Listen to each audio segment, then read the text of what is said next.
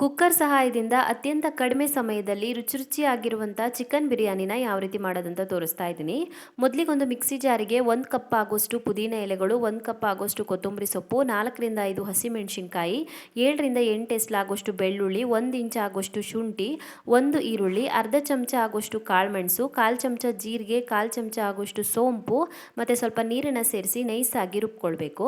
ನಂತರ ಅರ್ಧ ಕೆಜಿ ಆಗೋಷ್ಟು ಚಿಕನ್ಗೆ ರುಚಿಗೆ ತಕ್ಕಷ್ಟು ಉಪ್ಪು, ಅರಿಶಿನ ಪುಡಿ, ಗರಂ ಮಸಾಲೆ ಪುಡಿ, ಶುಂಠಿ ಬೆಳ್ಳುಳ್ಳಿ ಪೇಸ್ಟ್ ಮತ್ತು ಸ್ವಲ್ಪ ಮೊಸರನ್ನ ಸೇರಿಸಿ ಚೆನ್ನಾಗಿ ಮಿಕ್ಸ್ ಮಾಡಿಕೊಂಡು ನಂತರ ರುಬ್ಕೊಂಡಿರುವಂಥ ಗ್ರೀನ್ ಮಸಾಲೆನ ಸೇರಿಸಿ ಚೆನ್ನಾಗಿ ಕಲಿಸ್ಬಿಟ್ಟು 20 ನಿಮಿಷದಿಂದ ಅರ್ಧ ಗಂಟೆಗಳ ಕಾಲ ಮ್ಯಾರಿನೇಟ್ ಮಾಡ್ಕೊಳ್ಬೇಕು. ನಂತರ ಒಂದು ಕುಕ್ಕರ್ನ ಕಾಯಿಸ್ಬಿಟ್ಟು ಅದಕ್ಕೆ ಎಣ್ಣೆ ಮತ್ತು ತುಪ್ಪ ಸೇರಿಸಿ ಅದಕ್ಕೊಂದು ಸ್ವಲ್ಪ ಗರಂ ಮಸಾಲ ಸ್ಪೈಸಸ್ ಮತ್ತು 3 ಚೆನ್ನಾಗಿ ಹೆಚ್ಚಿರುವಂಥ ಈರುಳ್ಳಿ ಸೇರಿಸಿ ಈರುಳ್ಳಿ ಕೆಂಪಗಾಗುವವರೆಗೂ ಫ್ರೈ ಮಾಡ್ಕೊಳ್ಬೇಕು. ನಂತರ ಮ್ಯಾರಿನೇಟ್ ಮಾಡ್ಕೊಂಡಿರುವಂಥ ಚಿಕನನ್ನು ಸೇರಿಸಿ ಚೆನ್ನಾಗಿ ಮಿಕ್ಸ್ ಮಾಡಿ ಮುಚ್ಚಿಬಿಟ್ಟು 15 ನಿಮಿಷದವರೆಗೂ ಬೇಯಿಸ್ಕೊಳ್ಬೇಕು.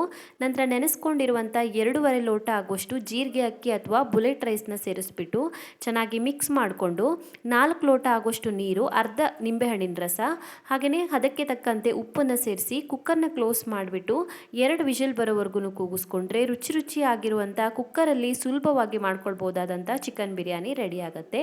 ಪೂರ್ತಿ ವಿಡಿಯೋನ ಯೂಟ್ಯೂಬಲ್ಲಿ ಡೀಟೇಲ್ ಆಗಿ ಹಾಕಿದ್ದೀನಿ, ಮಿಸ್ ಮಾಡದೆ ಚೆಕ್ ಮಾಡ್ಕೊಳ್ಳಿ.